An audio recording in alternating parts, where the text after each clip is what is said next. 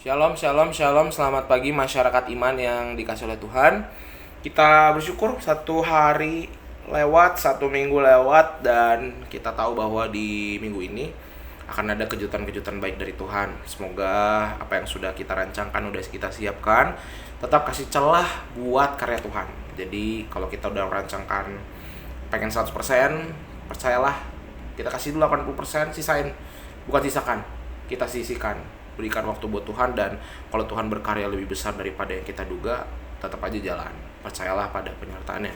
Mari sama-sama kita percaya pada anugerahnya. Kita awali dengan pujian dari Kidung Jemaat 445 bait pertama dan yang kedua, harap akan Tuhan. Kidung Jemaat 445, harap akan Tuhan, bait pertama dan yang kedua.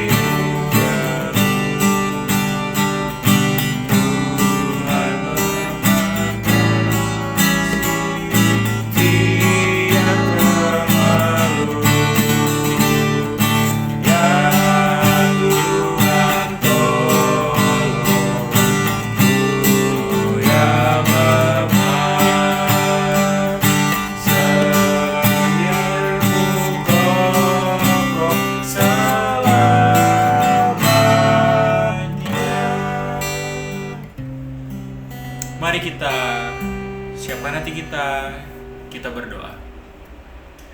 Terima kasih karena Tuhan telah menemani kami hingga saat ini.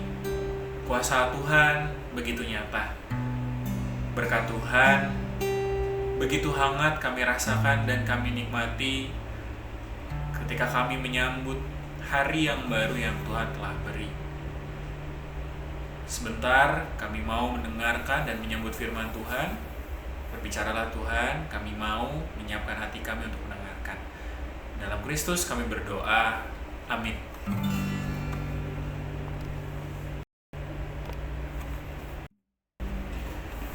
Kita akan membaca dari Imamat 20 ayat 1 sampai 8.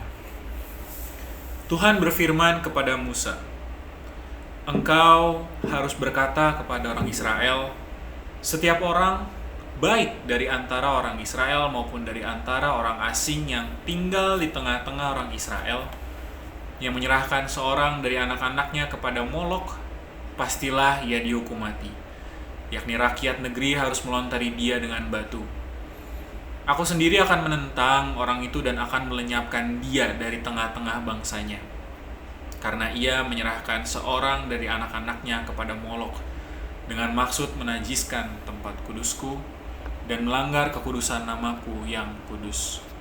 Tetapi jikalau rakyat negeri menutup mata terhadap orang itu, ketika ia menyerahkan seorang dari anak-anaknya kepada Molok dan tidak menghukum dia mati, maka aku sendiri akan menentang orang itu serta kaumnya dan akan melenyapkan dia dari tengah-tengah bangsanya.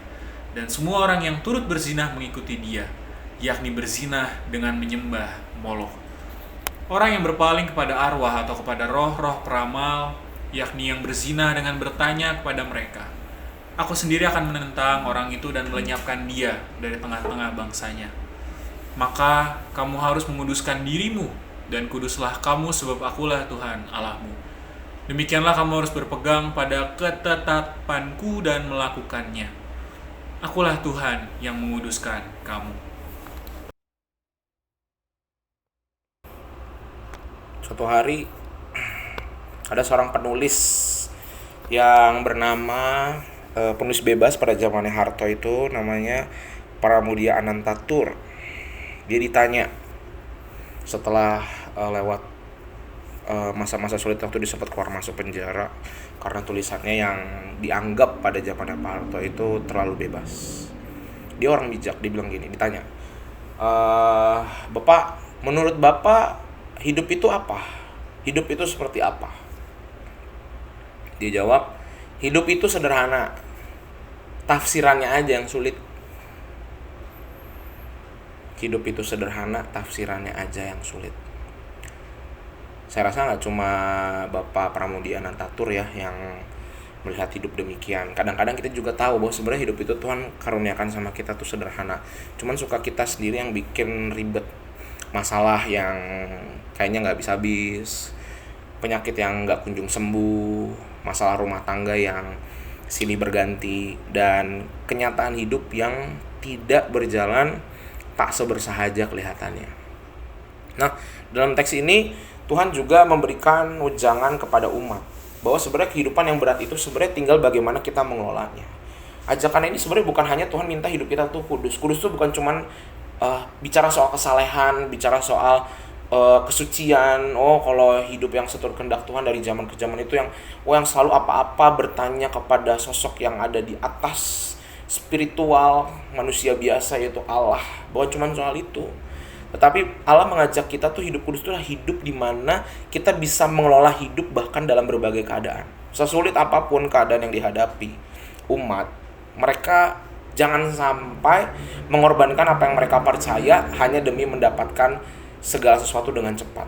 Salah satunya pada masa itu soal kepercayaan Molokh dengan cara mengorbankan anak. Ya, jadi bukan lagi hanya binatang, tapi anak pun dikorbankan, dibunuh di depan mata. Seberat apapun pergumulanmu juga jangan sampai kamu berpaling minta pertolongan sama roh-roh, arwah-arwah. Sedekat apapun relasimu, keakrabanmu dengan keluarga ataupun dengan orang-orang di sekitarmu yang punya pandangan yang berbeda, jangan sampai kita mengorbankan apa yang selama ini sudah kita percaya. Jadi intinya bahwa sekalipun musim kehidupan itu boleh berubah, silih berganti, suka duka datang, Tuhan minta, berharap sekali bahwa umat Israel ini bisa tetap mengelola pergumulannya dengan baik.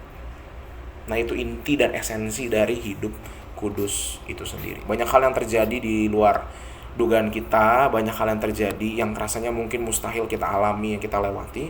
Tapi hidup kudus, Tuhan gak nuntut banyak kok. Gak nuntut hanya kita hidup tadi ya, rajin ke gereja, rajin baca satu, berdoa, itu penting. Tapi lebih daripada itu, hidup kudus itu adalah ketika kita bisa mengelola perasaannya. Ada masalah datang di depan, kita jangan berputus asa, jangan langsung menyerah. Kita belum coba lagi, bangkit lagi. Jatuh 4 kali, bangkitnya 5 kali. Ketika kita menghadapi tantangan dalam kehidupan kita berkeluarga, di toko, bekerja, sekolah, atau bahkan dalam pelayanan pun, Tuhan minta kita jaga hidup kudus, yaitu hidup mengelola setiap pergumulan yang ada. Ingat bahwa hidup itu sederhana, tantangan dan tafsirannya saja yang sulit. Sehingga ketika tafsirannya sulit, datang sama Tuhan, minta kekuatan, biarlah hari ini di toko, dimanapun kita berada, dalam keluarga, dalam pelayanan, kita minta bimbingan Tuhan untuk tetap bisa menjaga hidup kudus. Amin, mari kita berdoa. Tuhan, terima kasih kalau hari ini kami belajar bersama-sama dengan umat Kami belajar dengan umat Israel untuk melihat bahwa hidup kudus itu bukan bicara soal yang suci murni saja, bukan bicara soal bagaimana relasi kami beribadah, tapi kami bagaimana untuk mengelola hidup yang Tuhan beri. Mengelola bahkan di tengah-tengah pergumulan tetap bisa bertahan, tetap bisa memperjuangkan hal-hal baik, dan tidak menyerah pada keadaan, tidak cari jalan pintas. Kami serahkan ya Tuhan, biarlah pagi ini kami percaya akan ada banyak hal yang terjadi, tapi biarlah kami berjalan dalam anugerah-Mu. Karena kami tahu kalau tantangan dan kesulitan Tuhan kasih, kami percaya bahwa juga Tuhan yang akan tolong kami melewatinya dan melampauinya. Kami serahkan ya Tuhan, kehidupan kami hari ini dalam nama-Mu kami berdoa. Amin. Selamat pagi, Tuhan Yesus memberkati, tetap bersemangat.